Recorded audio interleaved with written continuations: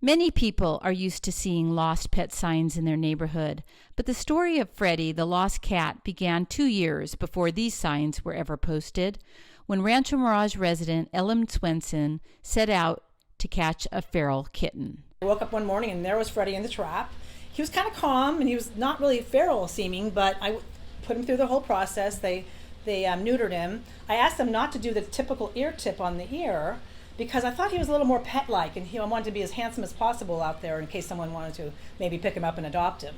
So the next day after we neutered him, I sent him on his way just down out of our property here, and never saw him again. Didn't spot him at first, but then all of a sudden, every once in a while, I would see him run across at the end of the street that we live on. Showed up about the time I showed up, and we kind of played a little cat and mouse game for quite a while, and he was beginning to trust me. I put my leather jacket on and long pants and gloves and proceeded to go and finally catch him. But we took him off to the VCA in Palm Springs, found out that yes, he had been shipped, and the Palm Springs airport, the planes come in right in front of this VCA. Well, freaked Freddie out, the cage opened up, and he was gone. I'm here in Palm Springs at the exact location where Freddie the cat was lost. This is 5 miles away from his home.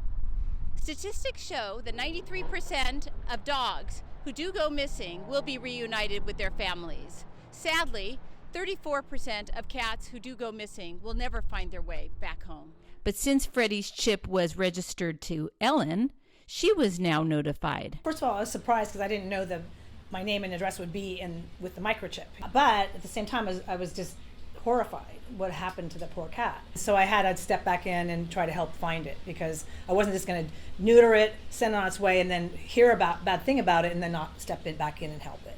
And people who had never met each other came together to search for missing Freddie. Went door to door and put flyers in every mailbox in that area. Flyers everywhere, cameras trying to find him. Bottom line is, I had kind of sort of given up. Well, there had been posters, the missing cat and the information on it. And I got it, I looked, it's like, okay, and then I put it in my blue recycle bin.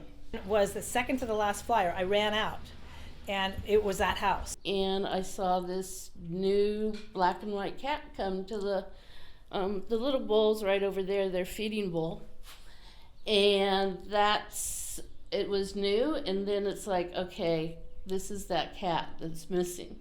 I hightailed it down to Palm Springs, and there it was. He saw me and I saw him, and I don't know who was crying more. I really wished I had gotten a video of it, because he was so happy to see me, and oh God, I cannot tell you how happy I was to see him, knowing that he was alive.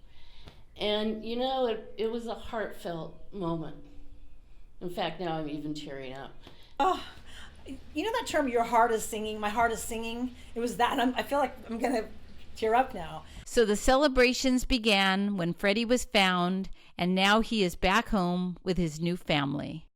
So this is a happy ending to this cat's tale. Live from Palm Springs, this is Randy Feilish reporting.